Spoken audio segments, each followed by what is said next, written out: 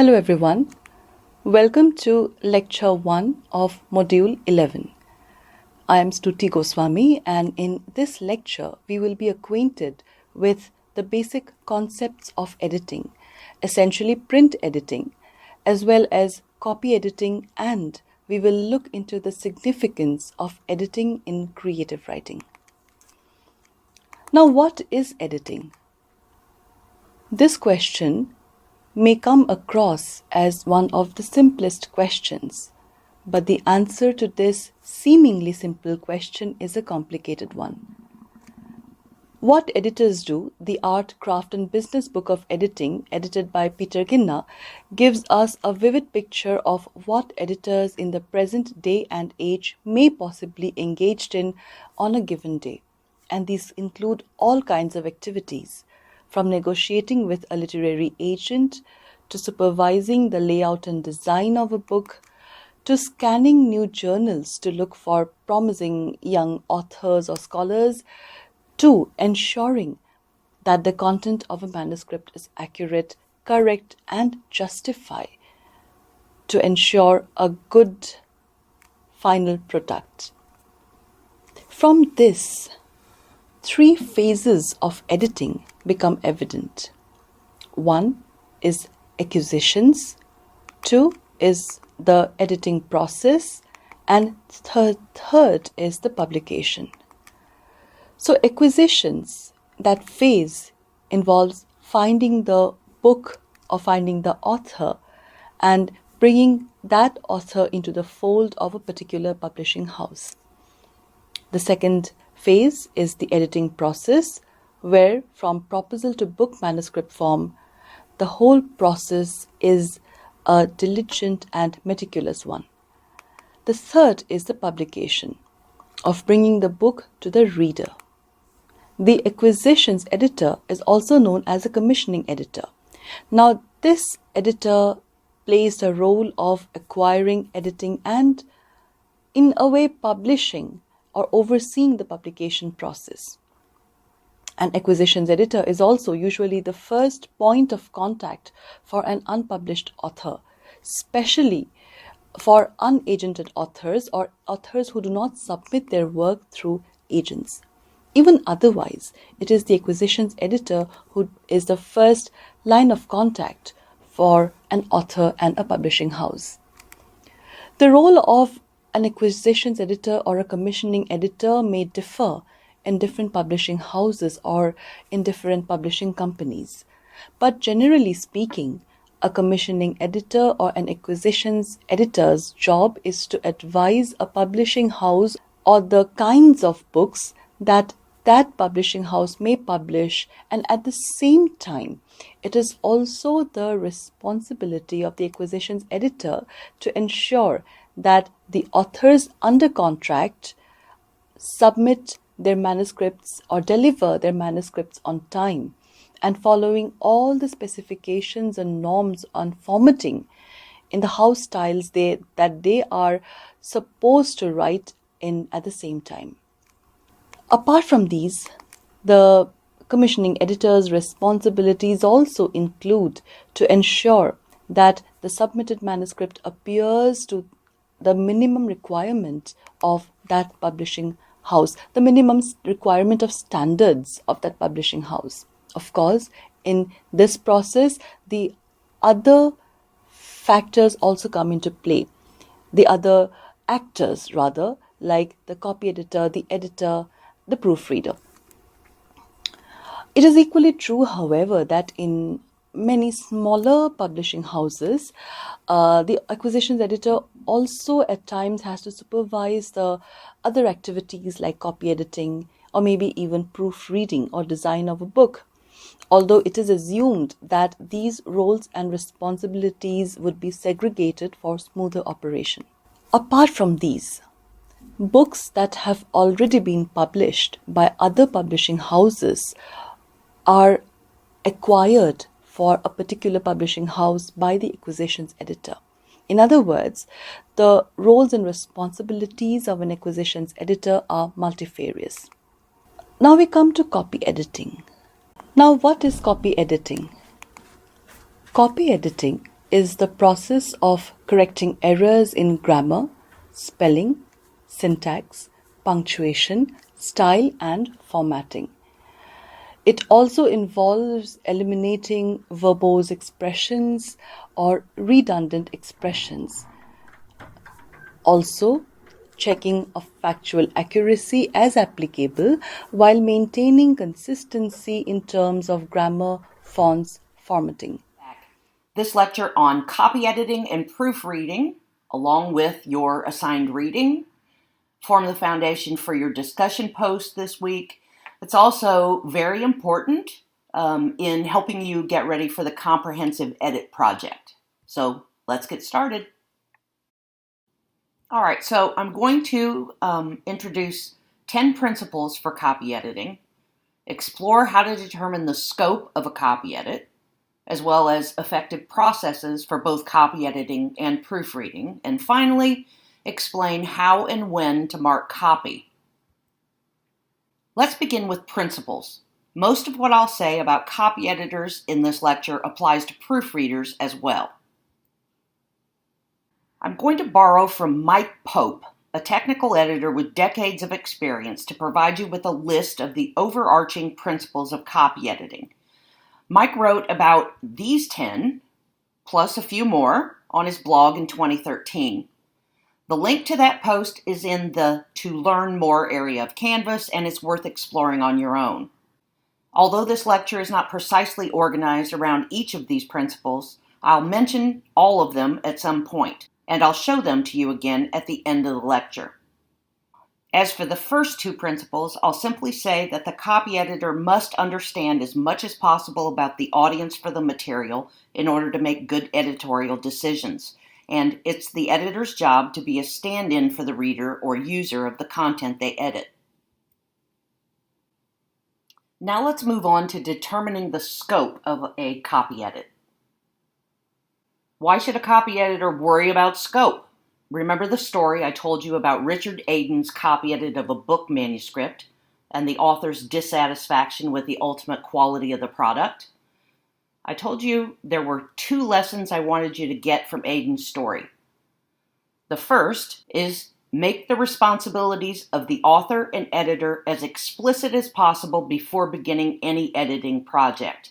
You can do that in part by referring to the levels of edit in a proposal or a contract. The second lesson is nicely stated by Aiden himself. In other words, never take responsibility for the overall level of content quality as an editor. Instead, take responsibility for the appropriate level of quality given the constraints you are asked to work within. It is important to note, however, that a copy editor does not rewrite the content or make major structural changes, but rather focuses on making these other corrections in order to refine the language and enhance the readability of the text. In The Subversive Copy Editor, 2nd edition, Carol Fisher Saller says that solving problems with writing is what copy editing is. It includes, at the very least, a review of spelling, grammar, and style, and it often involves checking for accuracy, logic, structure, and elegance of expression. Now we come to the copy editing process. The first step, or step 1, or stage 1 of the copy editing process is to read the entire text threadbare to understand its tone and purpose. Step 2, to check for grammatical and punctuation errors and make the necessary corrections. Step 3, to ensure consistency in spelling and style and format. Step 4, to improve clarity by restructuring sentences and replacing words, phrases as needed. Step 5, to verify facts, to verify names, numerical data, and so on for factual accuracy. Step 6, to perform a final read-through of the edited text for smooth flow and readability.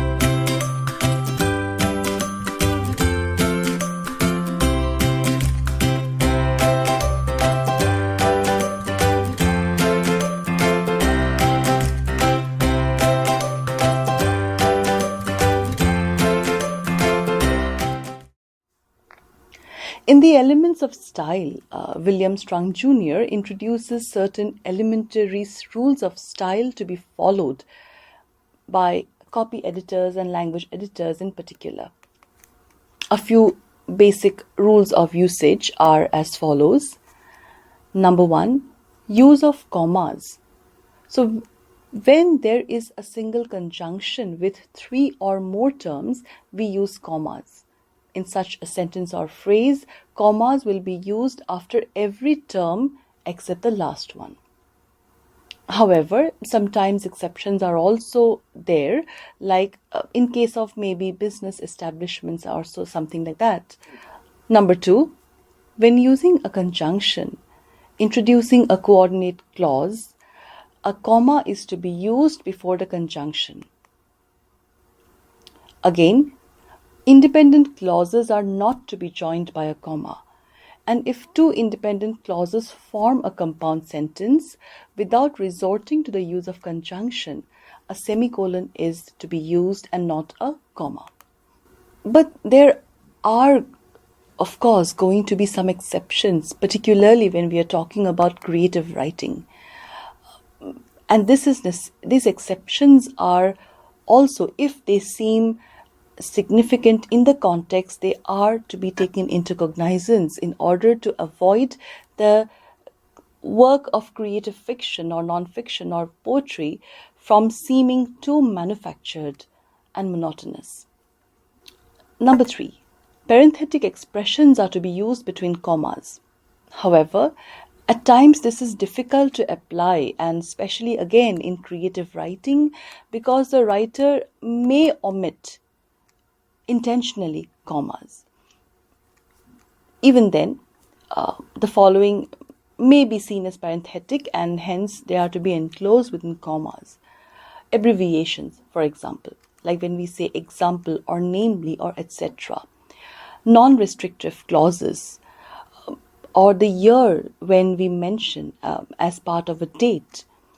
Number 4, to avoid inordinately long sentences, but also avoid breaking sentences into smaller sentences when a single long sentence suffices or makes sense in a particular context. What can be separated by a comma or a semicolon need not be broken into 2 sentences with a period. In all these, however, it is fundamental for the editor, the copy editor, to remember that the voice of the author is to be kept intact. This is also because copy editors do not generally engage in discussing with the author of a script to develop ideas. But at the same time, it is also to be remembered that copy editors do not generally engage in discussing with the author of a script to develop ideas, because that is the domain of developmental editing. Copy editors rather offer a support to the writer in order to ensure the publishing of manuscript that is worthy to be published. Now, developmental editing is like other forms of editing are to be used in both fiction and non-fiction. Now, this brings us to the next type of editing called language editing. Now, what is language editing? The language editing, in simple terms, is the process of editing the language of a text. Now, when we say language, we will understand grammar and syntax and spelling, but for that matter, we will also understand terms, terminologies, nomenclatures that are used. Editing can be done for various types of written content, such as essays, articles, reports, blog posts, or even creative writing pieces. It plays a crucial role in enhancing the readability and understanding of the text. Here are a few examples to illustrate the concept of editing. 1. Example of editing for grammar. Original sentence: he don't like going to the movies. Edited sentence: he doesn't like going to the movies. In this example, the verb don't is corrected to doesn't, which is the correct form to agree with the subject, he. 2. Example of editing for punctuation. Original sentence: the cat is black, it has green eyes. Edited sentence: the cat is black, it has green eyes. In this example, a period is added after black to separate the two independent clauses and improve the sentence's clarity. 3. Example of editing for spelling. Original sentence: I have always wanted to visit Europe.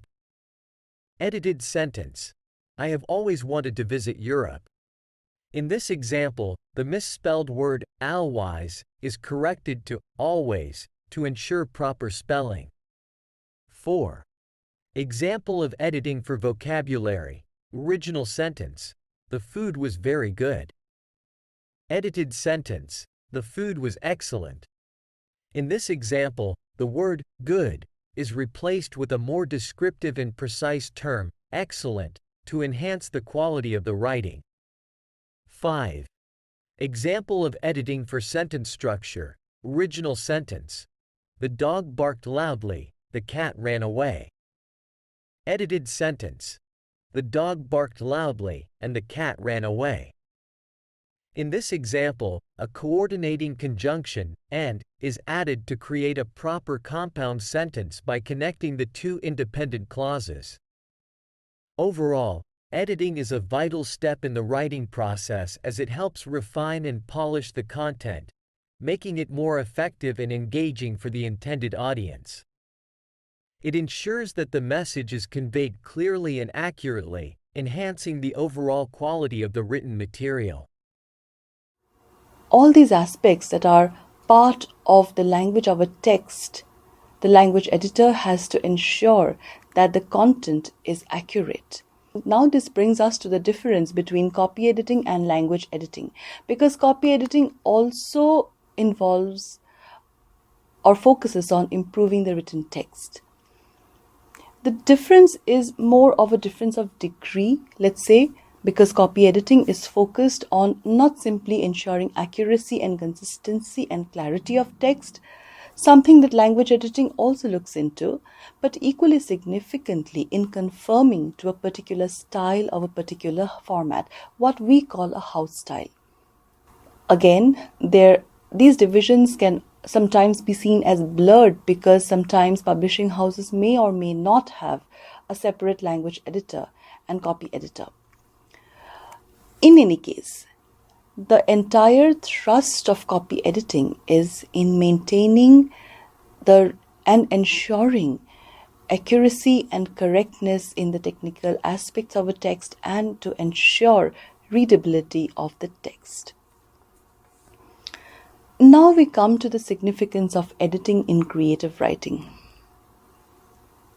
Now, editing is essential in creative writing as it helps to refine the idea of a piece of creative writing, at the same time ensuring that there are no factual inaccuracies, that the message the creative work intends to convey is conveyed effectively to the reader.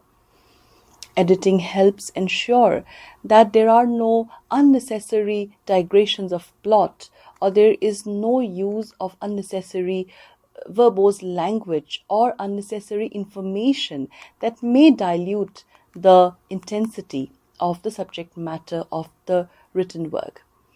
It also helps that a creative writer exercises the practice of self-editing before they send their writings for publishing.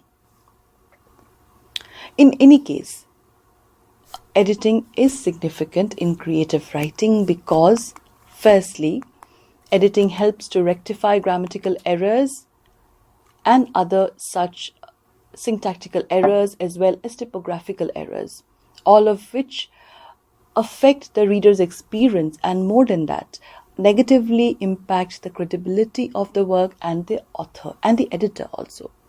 Editing also helps to identify and eliminate inconsistencies or weaknesses in the narrative, creating a more compelling manuscript and a more believable story or novel or play or essay whatsoever. Editing also helps the writer and the narrative to focus on what is most important in that particular narrative. Also, editing allows a revisiting and refinement of ideas of the particular text.